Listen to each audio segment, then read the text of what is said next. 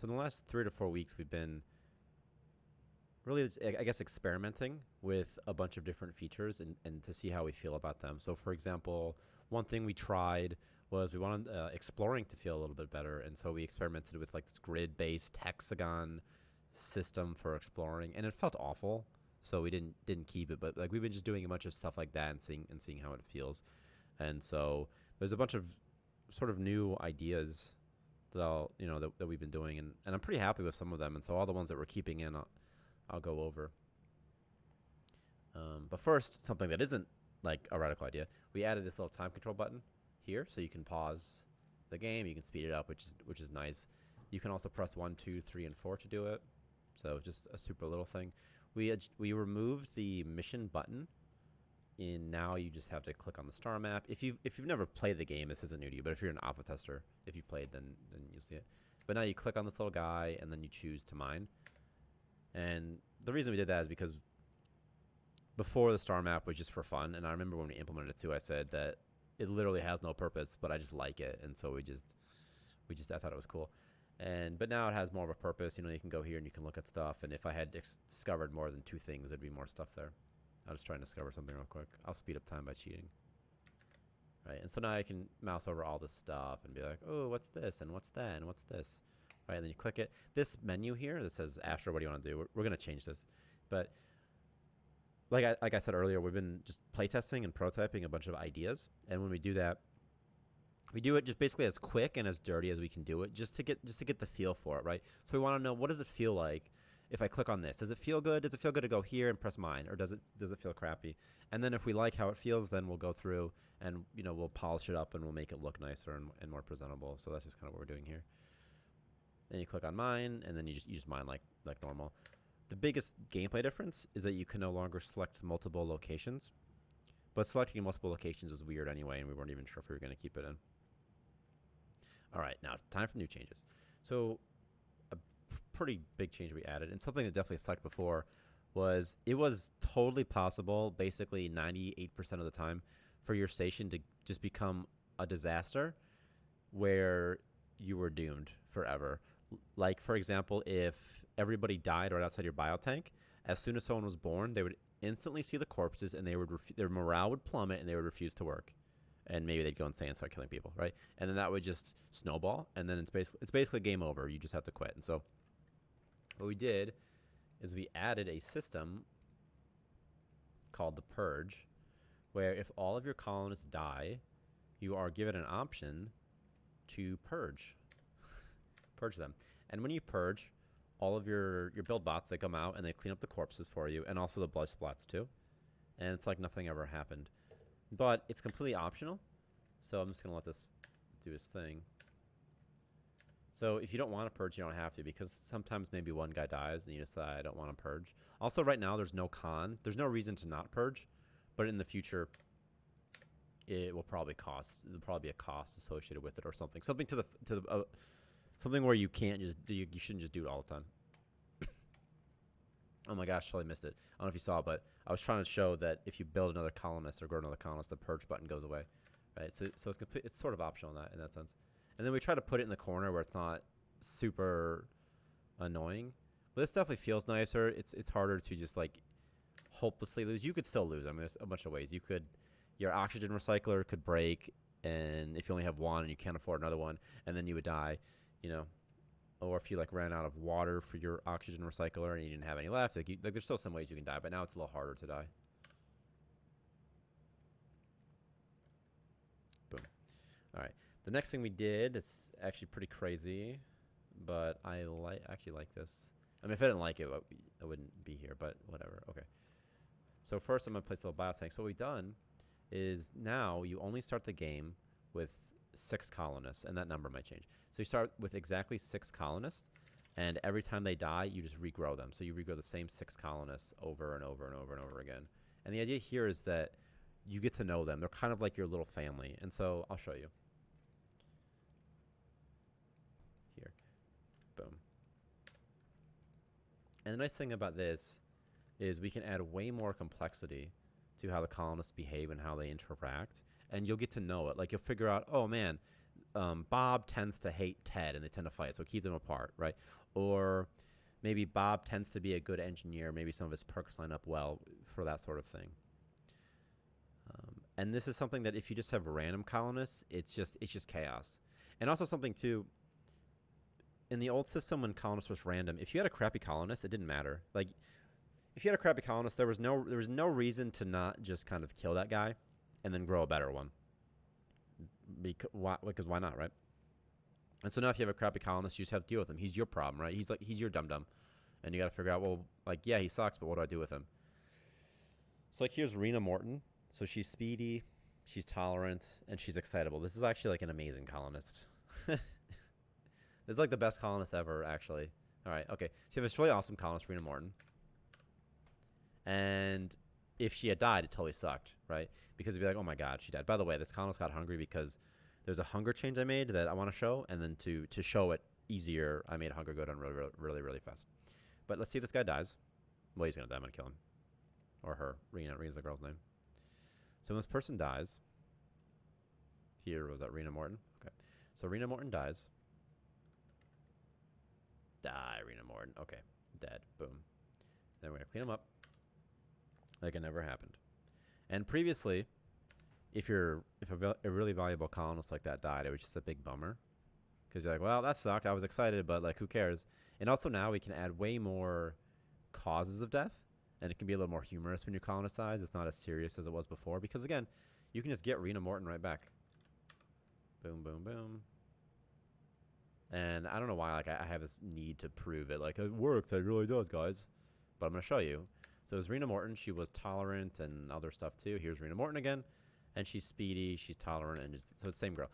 But all of her skills and her memories were gone.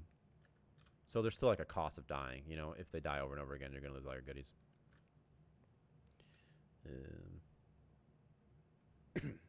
And this way you can really learn through, I feel like through trial and error a little bit better, because you have the same starting conditions every time for your colonists. And also new playthroughs are way more exciting because you'll have a completely different set of colonists. You'll have like a different sort of family. And so some things will be easier in different playthroughs, and it's just completely unique to you, and I think it's a little more exciting that way. But I'm biased. Who knows? Okay, now here's a really big thing, and I don't want to gloss over sort of how major of a change this is, but it's super big. So what we've done is we've completely removed the item build cost for objects, and we've replaced it with a credit cost. So now everything costs money, and then also everything earns money too. And by the way, like I said, we've been prototyping, this UI completely placeholder. But everything that you can do in the game now earns you money. Maybe not literally everything, because I haven't given cash values to everything, but a bunch of stuff in the game is now worth money that wasn't worth money before. And this says header. Oh man, I forgot to rebuild, but that doesn't matter. But there's a bunch of stuff now that costs money. So if you go out and you mine, okay, ice is a bad example though. Oh, here's an alien egg. That's pretty cool. How's it? Okay, so if you go out and mine ore, okay, you can mine ore, right? And you can sell ore here for 25 credits each. Or, you know, you could place an ore refinery, right? Produce that ore into metal, and then you can sell the metal for a little bit more. Or you can convert that metal into a wrench, and that sells for a little bit more. And so you have like this gameplay that wasn't there before, and really wasn't possible before. And this credit system, it really gives you like an easy, just a much more tangible reason for playing. Like let's say when there are build costs, or build like requirements, like diamond or something. If you want to build an object with diamond, and there isn't a good way to get diamond, it's not fun for you. Because you have no idea how to get diamond. It's just random. You just hope and pray that, oh, does this have diamond? Nope. Well, I guess I just have to wait. And that's, by the way, that's why we toyed with an exploration-based system with hexes, because we're like, well, how can you go out and get it? And it just wasn't that fun. And it would have been a lot of work, too, to do it to make it fun. Whereas now, if you want to build something that's expensive, let's say that this biomass synthesizer, it costs 10,000 credits. Okay, that's maybe sort of expensive. Well, no matter what you do, if I go and get this mysterious egg, if I go and get this ice, if I go and get this element 115, I can bring that back, and I'm a little bit closer to my goal of building this one thing than I was before, right? Whereas again, before, if the build cost was just something else, by the way, this icon is off-centered. It's really bugging me, but it's not. I'll just scroll down. Oh wait, there's new changes to the toilet. I didn't even notice. That's cool. What does WC stand for? Water cooler? Who knows? It doesn't matter. I should have looked at that before. But whereas before, let's say the build cost was diamond. Let's say you need 10 diamond to build something. You're just going out randomly. Sometimes you get that diamond, sometimes you don't. And you could play, you could do 1,000 missions and you get 5 diamond, and you know what I mean? And it isn't super fun. But more importantly, the credit system, it allows us to add so many more resources than we could before. So before, if we had to add a new resource like element 115, right, we added this. When you add a new resource in the old system, it had to be a build cost for something, or it had to be like a prerequisite for converting something else that would inevitably be a build cost, or it could be something like water that's used for like crops. This really limited us because let's say element 115. So element 115 is used. By the way, it's like the element that Bob Lazar claimed he had at. It wasn't Area 51. It was like oh man, I'm totally punking out here right now. Guys, it's not like this is Twitch and I can ask you. Bob Lazar worked at, where was it? Claimed to, like, S7? I'm trying to Google it. Oh my god, I got caught. S7, something like that, right? Doesn't matter. That's a propulsion system, so it's still a joke that we did that. But anyway, and that was, so element 115 was a requirement for the hangars and for the trading pods and stuff like that, because otherwise it had no purpose. We couldn't just add an item in for fun. Like if we added this mysterious egg recently too. I don't know if I talked about this before. We added this mysterious egg. In the old system, there was nothing we could do with it. But now there's so many things. See, that's a mysterious egg. You bring it back. You put it in this little incubator. You incubate it. And you get nectar out of it. And nectar is supposed to be like this really cool, tasty treat. It improves colonist morale and stuff like that. And it's worth a bunch of money. And this, by the way, it's worth 10,000. And it's the thing that says header here. It's worth 10,000. And before, that wasn't possible because if we had nectar, we would need something that you could build with it. I mean, there are of course some exceptions. Like, so nectar could be just a really high quality food, but I mean, how high quality could it be for it to be worth your effort, right? If it's really rare. And so this just allows us just to add a bunch of stuff. And we have added a bunch of stuff. So we added this incubator. We added, oh, by the way, we also added this order system where you can order production of things. So the ore refinery now, it doesn't do anything. Actually, by default, it's set to endless, but let's just say by default, it does nothing. And then you can order, let's say I want to convert, 10 ore into 10 metal. So I'm going to order 10 metal. And I can do that. I can these buttons work. I can subtract. I could escape, or I could put to endless. So maybe I want all ore always to be converted into metal. Or at this workbench, which is an easier example here, like wrenches. So wrenches, I think, are metal. And by the way, I had the sprite for wrenches, but we'll make this something more exciting, like a data chip or something, because wrenches are kind of boring. But maybe you want all metal to be converted into wrenches, and so you can set that to endless and just kind of forget about it. And then your engineer will go and do that for you. We also added this chemistry table that's similar, where you can now craft Spacerock, and Spacerock is our little drug that the colonists could craft on their own, and it's sort of funny to me. And I thought it would be funnier if you could just make it directly, and so now you can make it directly, and they'll still craft it on their own in toilets or wherever they. Oh man, I think they craft Spacerock. I think what you have to do is they collect ore and fuel, and they have to make a metal pot at the workbench, and then they put that on a stove and cook it. I'm pretty sure they need to mix it with water from a sink, but they should use a toilet because that would be good, because you always have toilets. That'd be funny. They should definitely do toilets. Okay, doesn't matter. But like here, you can make fertilizer, or you could make the Spacerock, and then you can sell it. And so you have these options. And probably what we'll do is something like, well, Spacerock just for fun. But if there are multiple choices, and one's worth more, then the balancing would be that the requirement is different, or maybe there's a level requirement, or maybe there's like a success chance, that sort of thing. And like this incubator over here, I think the way we implemented it is there's bad stuff that can happen if you have a low level scientist or botanist or whatever the current name is, because we're changing the names. And I think that at a low level, there's a chance for your colonists to get hurt. I think there's a chance for them to get like this disease where their skin turns green and they become a maniac, which is sort of funny. And then maybe like morale loss. And that's the sort of thing that we're trying to play test and see how it feels. And in general, it feels, pretty good. Boom. Big changes. I'm talking kind of fast because I have to go to a doctor's appointment. A doctor appointment for my wife who is pregnant. And oh yeah, my wife is pregnant again. She's due in a few days actually, on the 8th. We're having a girl. So if I go away for a week or two, that's where I'll be. But anyway, that's why I'm talking kind of fast. And I totally lost my train of thought. Oh, boom. We added a fuel extractor. And now fuel is made from biomass instead of from ore. Because when it was made from ore, you could often become stranded, and that wasn't super fun, and it was just kind of like stressful. It was like, you see this thing, it has 4 ore, and it might cost more than 4, and that's, so I give you 4 fuel, and it might cost you more than 4 fuel to get that 4 ore, so it was the net negative, and it wasn't super duper fun. But now you can create this, and the really cool thing that I like about this is you can passively create ore, or a fuel here, and any fuel that is not stored in a biomass tank, or in a fuel tank, can be sold, which is just kind of nice. I think this guy might work, actually. Maybe if I do this fast enough. This is going to take forever to do, so I'm just not even going to bother showing it. It takes like 2 hours for this to be made. But that's just a little thing that we did. What else? Anything interesting? Oh, I added 2 new perks for mining. If mining fails, I added Space Madness and Space Phobia. If they get Space Madness, they will only eat fuel and ore, and they'll speak gibberish, but it's completely harmless because we want the perks to feel different. So if every perk just makes them go on a murderous rampage, they're all basically the same. It's kind of boring. And I think it's more fun if sometimes they just kind of go crazy, but they're sort of harmless, or they're harmful in different ways. So if you get Space Madness, the colonist is going to eat fuel and ore, but that's not super harmful, but it is costing you money. I mean, you could have used that ore to make metal or wrenches, and so it's costing you money, so it's still a bit of a pain, but he's not going around murdering people, and it's kind of funny too. So I did that. And then I think if they get space phobia, they will refuse to go on missions.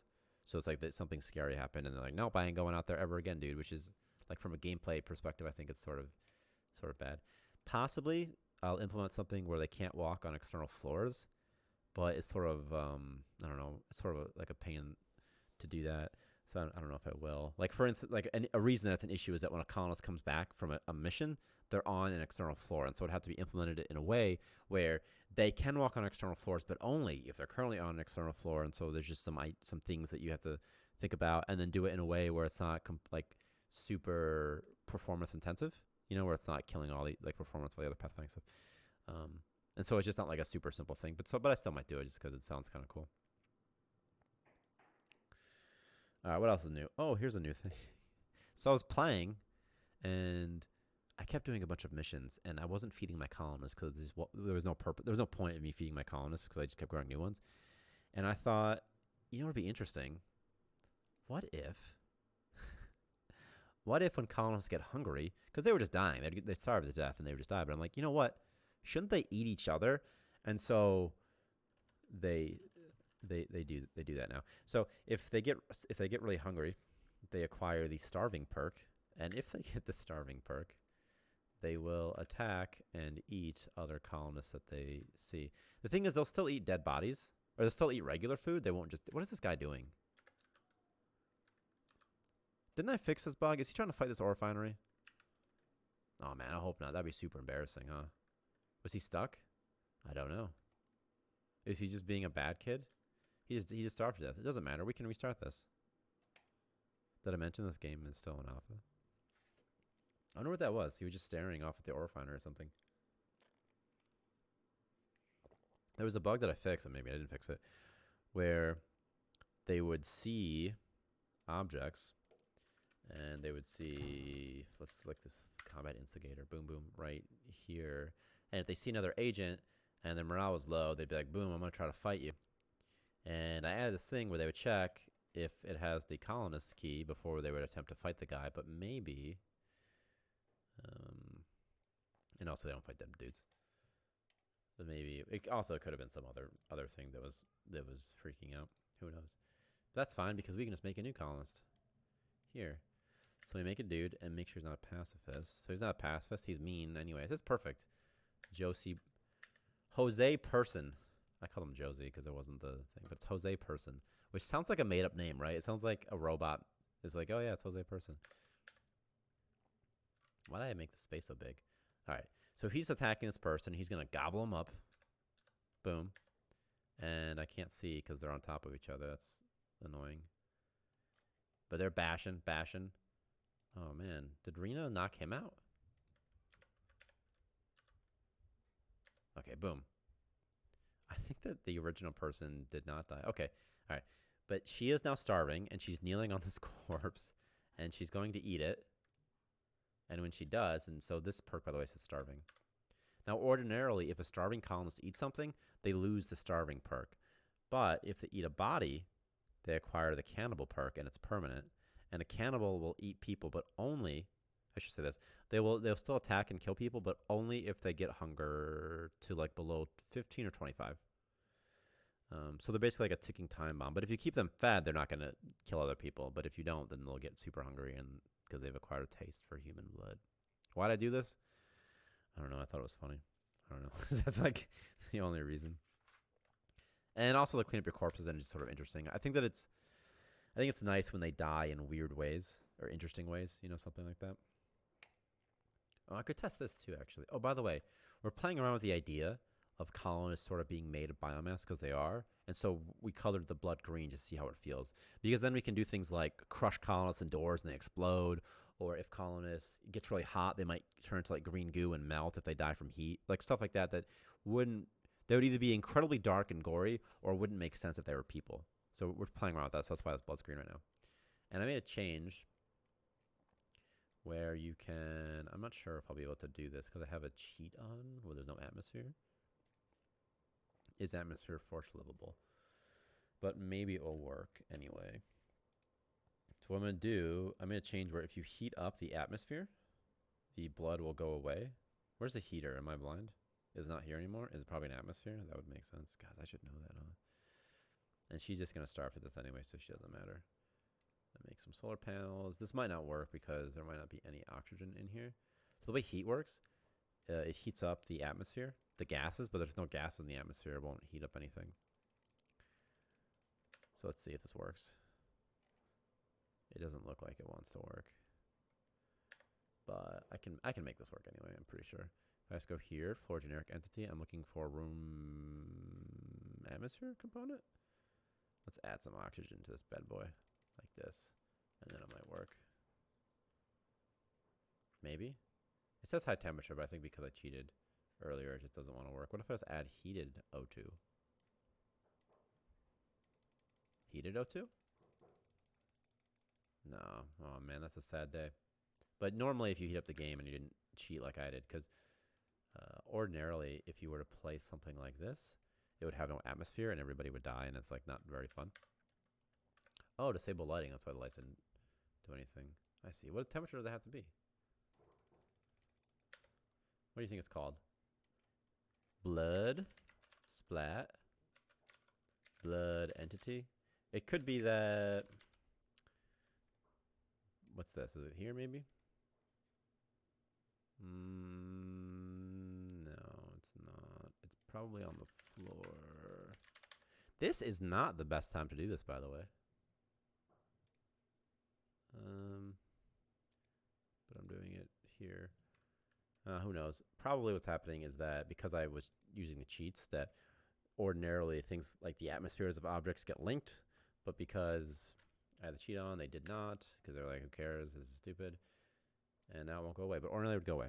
Oh, I totally forgot to mention something. And that is the injection booth, which is pretty cool. So an issue that we had, or let's say things like medicine. Let's say, because ideally, if you have a colonist who goes crazy, it is better if you can cure him than if you have to kill him. But an issue is, how do I feed medicine to a guy who's crazy? Or let's say a colonist who is knocked out or whatever, right? How do I get him to go? Like, let's say a doctor has to give someone an injection. Okay, fine. So what do? Do you order a doctor, and what does that UI look like? And what if the guy's crazy? Is he going to kill your doctor? Like, there's all sorts of things that they should deal with. And so to solve this, we added an injection booth, which is basically a force feeding booth. And what it does, find it here. The visuals are completely placeholder, and you're about to see a UI that's very ugly, so don't judge it too harshly. What I'm doing here is I'm going to place a colonist on the other side in a second to show you how it works. much power do you think it needs? 100 for now? That's kind of convenient. Okay. So its UI is very ugly, but anything you can put on a shelf, you can force feed to your colonists for some reason. So if you want to force feed your colonists like ore or fuel, you could do that. But I want to force feed them Spacerock because that's funnier. And again, the UI is completely placeholder. And I want to add Spacerock, and it's cooked because there's all sorts of variants of Spacerock. Boom. 1, 2, 3. Okay. And then I'm going to spawn a little dude. And we're going to see what happens. Who is it? What's your name? All right, Henry Dyer. Pretty sure it's a girl's sleeve, a female sleeve. All right, Henry, start walking. What are you doing, Henry? Okay.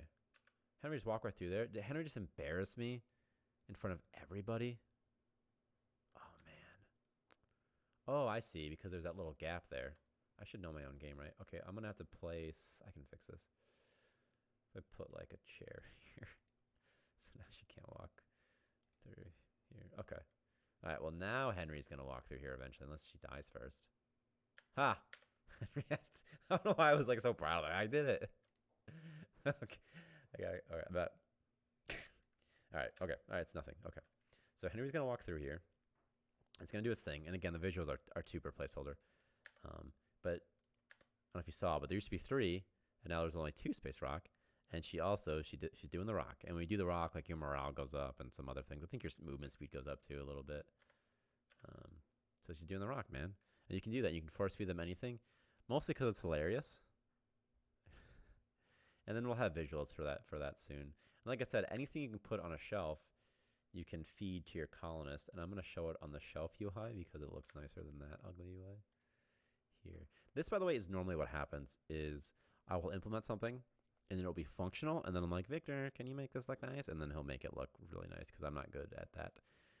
And so that's what you imagine being. This is what Victor has to deal with. He's like, what is this? I don't know. But anyway, but all this stuff you can feed to your colonists. So you can feed them ore or tomatoes. It's all a good example. If you remember the mining perk Space Madness I talked about, that colonists will only eat fuel and ore. But you could force feed him anything. Like you could force feed him wheat, you could force feed him tomatoes, and then he wouldn't eat the ore. Fish is not in the game. Isn't it interesting that it's still here? You could feed them wrenches. I don't know what that would do, but it would probably kill them or something. And also you can stack up to 3 items here. And you can do the same 3 items if you want. And I think there's slots for 9 objects total. And so every item that you put here, it's going to request 3 of those. So if you wanted just only Spacerock, you could do that.